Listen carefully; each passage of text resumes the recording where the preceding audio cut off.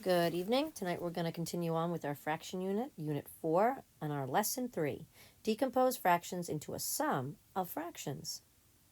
What equation can we write to show 7/8 as a sum of unit fractions?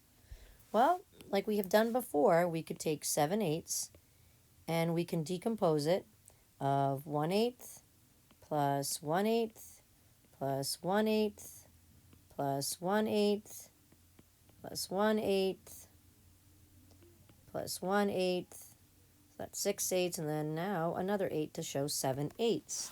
So we could show it that way, or we could group them up, and we can split this up like into, this is 2/8, and then now this becomes 5/8. So we can have 2/8 plus 5/8 to show 7/8. There's so many different possibilities to show the sum of unit fractions and group them together, so we're not doing this constant repeating of those unit fractions of 1/8 plus 1/8 plus 1/8.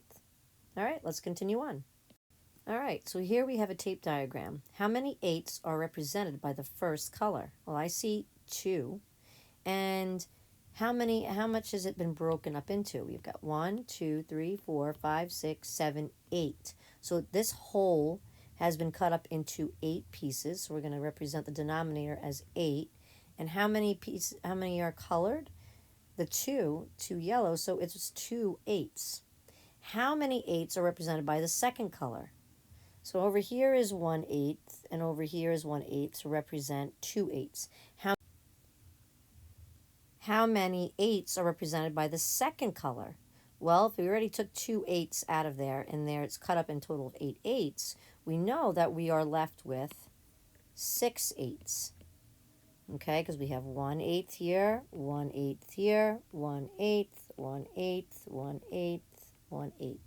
And if we take 2 8s plus 6 8s, we know we're going to get 8 8s, and 8 8s is equal to 1 whole. Okay, and our next one has 4/3. That's an improper fraction, or a fraction greater than 1. We know that this section here in the yellow, this is going to represent 2/3, and the section in green is going to be 2/3. When we equal those together, we get 4/3. So we could say 4/3 is equal to 2/3 plus 2/3. We can also show this by using a number bond. 4/3 is what we are totaling, and when we pull it out, we get a 2/3 over here. And then on this side, we're going to get another 2/3 to give us a total of 4/3. Two ways to write 4/3 as a sum of fractions. We could say 4/3 is equal to 1/3 plus 3/3, or we could say 4/3 is equal to 3/3 plus 1/3. Really, this is just saying we have a whole, and we're adding on an extra third to bring us to 4/3. 3/5 is equal to 2/5 plus 1/5. How can we show that on to match that exact equation on our number line? Well, we could take, let's get a color here, and we're going to go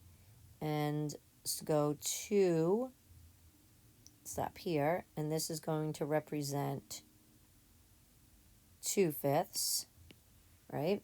And then we're going to add on that extra 1/5 right here, and that shows 1/5. And 2/5 plus 1/5 is going to give us 3/5. So that's how this number line would match that equation. 6/4 is equal to 2/4 plus 1/4 plus 3/4. Okay, so how can we get that to match the equation? Well, let's start with 2/4. What is 2/4 going to look like? Well, it's going to be 1, 2, and this section right here represents the 2/4. Then we're going to have just 1/4. That represents 1/4. And then we're going to have 3/4. So let's choose a different color for that one. 1, 2. And then over here, that would represent 3/4. So that is how we would use the number line to show this equation. But remember, it has to match, each fraction has to match what it would look like to represent each part of those fractions to give us a sum of 6/4. What did one toilet say to the other? Guess you got to solve the next two questions to find out. Match the equation to the tape diagram. That all represents 5/3. How would that look like as an equation? Choose from A, B, C, or D. Last one, match the equation to the tape diagram. 5/3.